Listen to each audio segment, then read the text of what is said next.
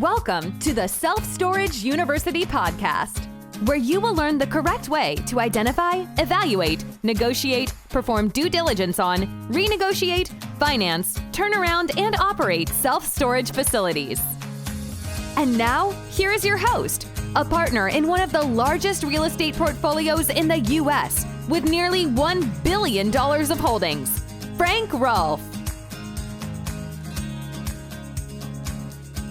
When you're out looking for a self-storage facility to buy, you've got the regular options. You've got brokers. Brokers are really, really good. You've got online listings. That's good stuff, like on LoopNet. And then you have cold calling, where you call up owners and say, hey, would you want to sell? And then you have direct mail, where you send postcards or letters to owners to say, hey, would you like to sell? But what if there were two of those you could combine together to get even more power in finding a storage facility? This is Frank Rolfe, the Self Storage University podcast. We're going to talk about the 1-2 punch of using direct mail and cold calling together. Now, you probably have mixed up epoxy at some point in your life to fix something. You have these two different chemicals, and sitting there, not mixed, they're just nothing. They're just mush. But when you put the two together, you get something much stronger. You get a bond that can literally get an engine block attached to a roof. Now, epoxy is basically made up of these two parts that chemically, when conjoined,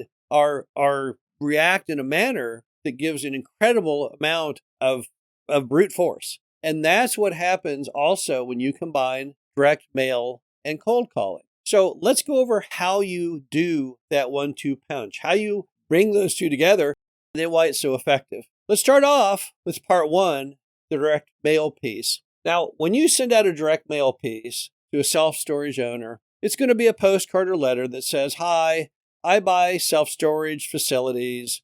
Would you have any interest in selling? And if so, please call me. It's pretty passive. And the normal rate of response on those direct mails is running about 1%. So 99% of the time, it's a complete fail. But if I send out 500 of those postcards or letters, the odds are I will have 5 people call me. And 5 is just fine, because out of those 5 people, more than likely, I'll get at least one that I can try and strike a deal with. So we take that 99% fail rate and we consider that a success, which is really odd. There's very few things in life where you can fail 99% of the time and feel good about it. And then you have cold calling. And cold calling is basically more active. It's more in your face.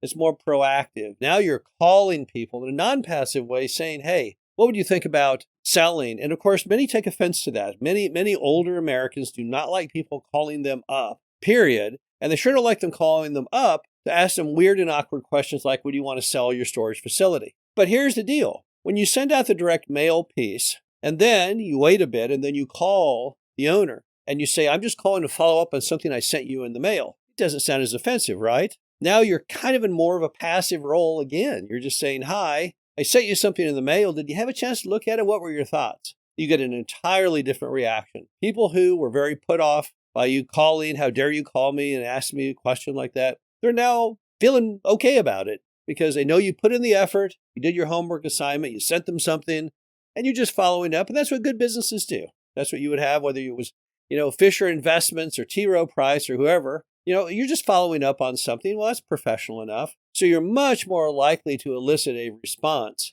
when you do a cold call that comes after a direct mail piece. That's the 1-2 punch. Now, why is that so much more powerful than doing those individually? It's because when you combine them together, they just seem to be more legitimate. They seem to be more professional. They don't seem to shock older owners who just don't like people calling them.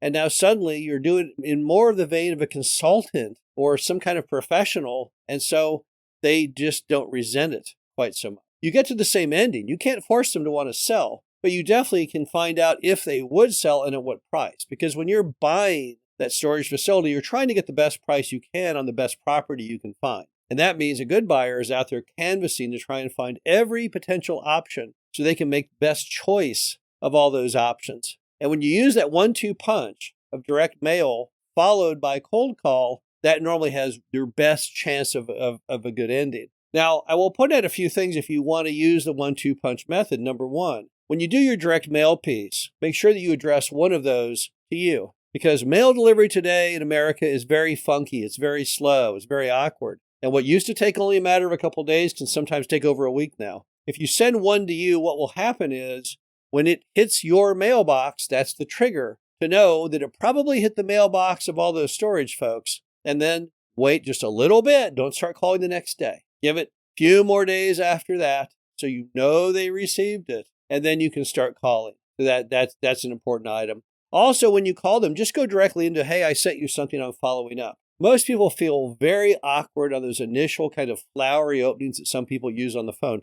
Just get rid of those. That doesn't help the situation at all. When you're trying to do that big, glowing, hey, how the Las Vegas Raiders do last week in your hometown team, whatever, that makes people worry, like, why is this person calling me? You're going to get a lot of people who feel much more at ease when you tell them directly what the purpose of the call is. And when you say, hey, I'm following up on something I sent you, then they know what it's all about. They don't have to worry if you're trying to sell them Amway or contributing to the policeman's fund, something like that. Now, brokers are still a great way to find deals. We found most of our deals from brokers. That's our number one source. But I think if you use the 1-2 punch of direct mail and cold calling, you will start getting some fairly significant improvements in your prospecting. Now, as you go with all things in life, keep measuring the results and adapt to what the performance is. See what kind of postcards or letters you send out that get the most response. See what preambles when you call people do the best. Mark these in your brain, because as you refine that, you can take the power of that 1-2 punch and take it to a next level. This is Frank Rolfe with the Self Storage University podcast. Hope you enjoyed this. Talk to you again soon. Thank you for listening to the Self Storage University podcast.